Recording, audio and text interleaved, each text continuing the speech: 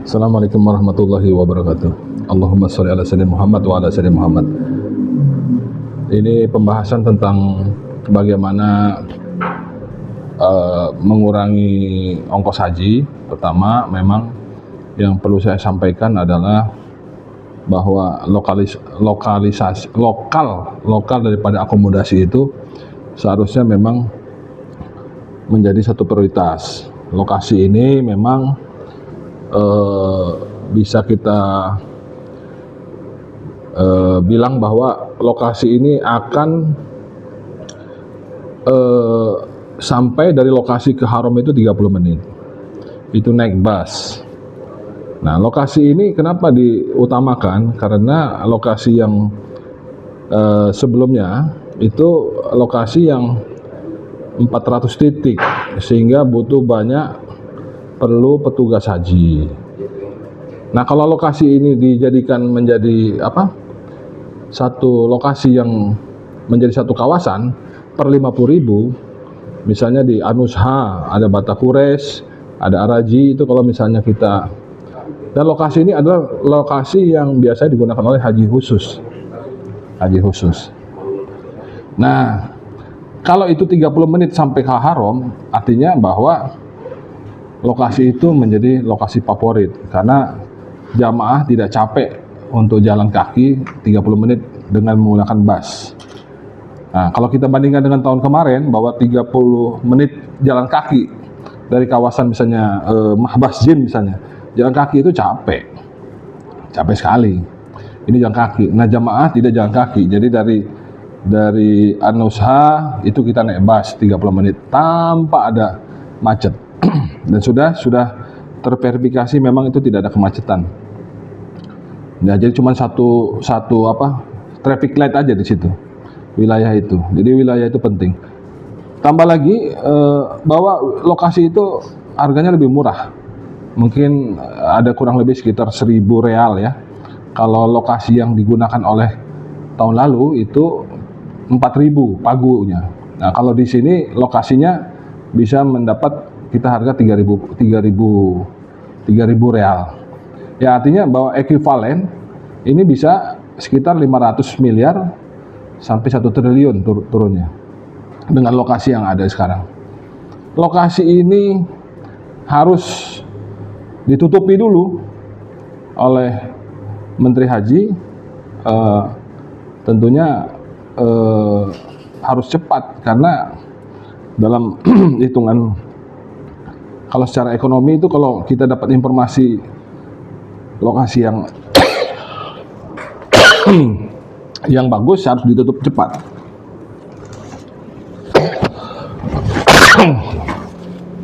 Nah, lokasi kemudian kalau kita bicara tentang lokasi, kita turun dengan angka 500 sampai 1 triliun. Kemudian ada lagi penurunan yang bisa signifikan, yaitu dengan adanya pelunasan ONH diumumkan 2026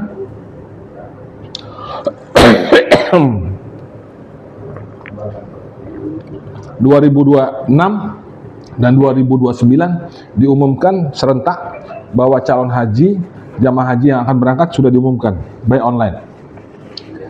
Nah, diumumkan, kemudian setelah diumumkan ini ada pelunasan. Nah, kalau pelunasannya 25 juta, nah 25 juta kali 221.000 kali 4 tahun itu sama dengan 22 triliun itu.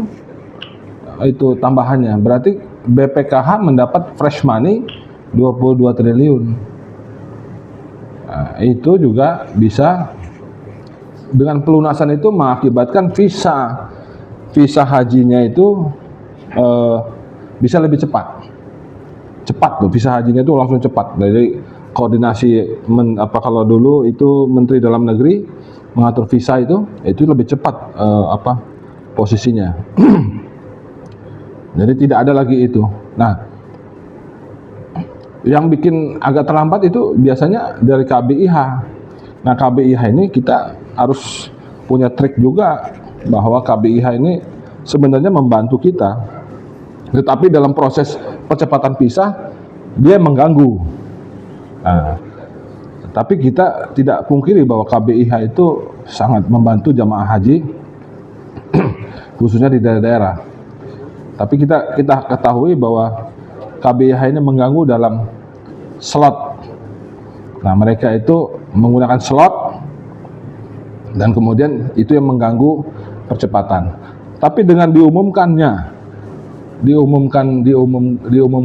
apa jamaah haji itu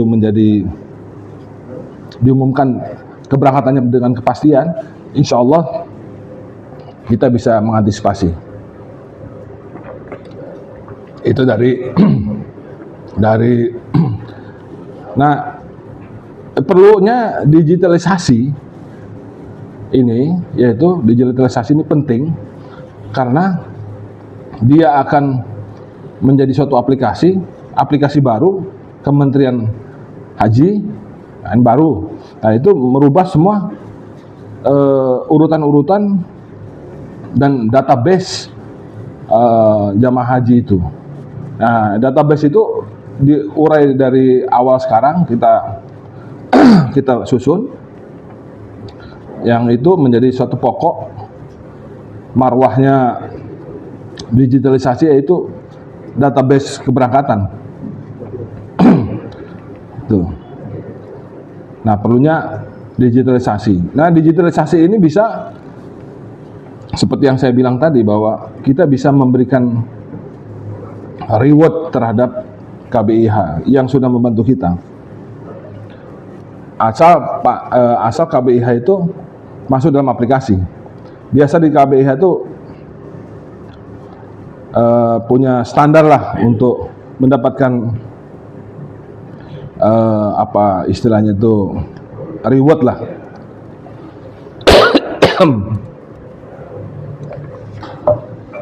Nah, satu lagi pengurangan dari untuk ANH ada penerbangan. Saya belum muncul ke situ dulu. Kita bicara tentang penerbangan dulu. Penerbangan ini perlu kita tata karena penerbangan ini sangat signifikan, karena jumlah terbesar itu diantaranya adalah tiketing. Nah, penerbangan ini tentunya punya peran besar. Nah, kita harus punya spesifikasi apa pesawat terbang yang akan digunakan. Kalau kita mempunyai spesifikasi pesawat, tentunya efisiensinya banyak. Misalnya bahwa usul saya bahwa ada peraturan Menteri Perhubungan itu menyatakan jenis pesawat itu sampai dengan umurnya sekitar 26 tahun. Nah, khususnya untuk haji seharusnya memang kita buat untuk di angka 10 tahun maksimum lah. Nah, tambah lagi peraturan itu mengenai kargo. Jadi jangan sampai ketika pulang itu tidak membawa kargo atau jamaah umroh atau TKW apa TKI yang untuk pulang. Itu kita cantumkan peraturannya supaya bisa mengurangi ongkos hajinya itu. Jadi kalau ada kargo dapat manfaat, ada jamaah penumpang dapat manfaat juga. Jadi bisa mengurangi ongkos haji itu dari pesawatnya. Jadi memang harus ekstrim dalam berpikir untuk mengurangi ongkos haji. Insya Allah saya yakin, perkiraan saya kalau dari perumahan itu, dari akomodasi, dari pesawat, Nah, itu bisa mengurangi kurang lebih sekitar 5 juta. Nah, untuk petugas, saya sarankan itu petugasnya dari Mukimin aja. Mukimin. Jadi kalau alokasinya sudah dibikin 4 alokasi di Mekah tersentral, artinya kita nggak butuh petugas haji yang banyak. Kalau sekarang tahun kemarin 4.500, mohon maaf, saya perkirakan ini dengan jumlah model sekarang itu sekitar 2.000 orang lah dari Mukimin. Kita bikin aja lah Mukimin 80%, 20% dari Indonesia.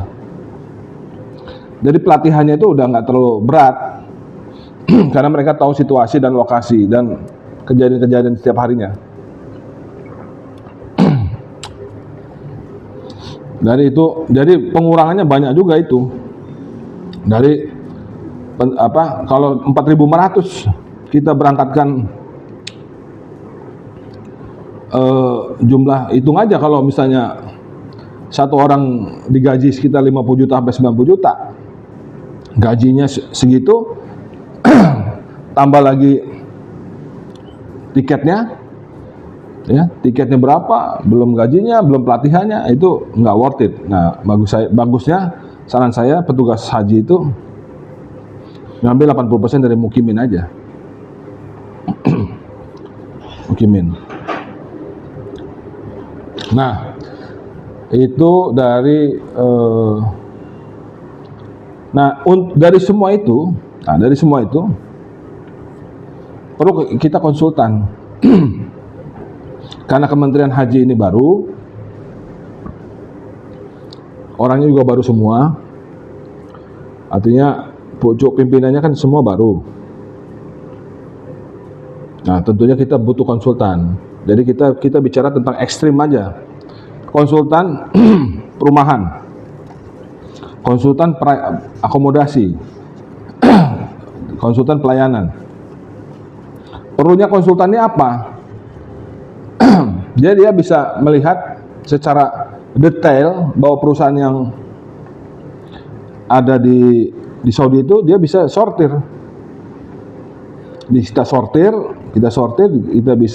Kita juga bisa, mereka bisa melihat secara sempurna ketimbang kita ya. Sekali lagi bahwa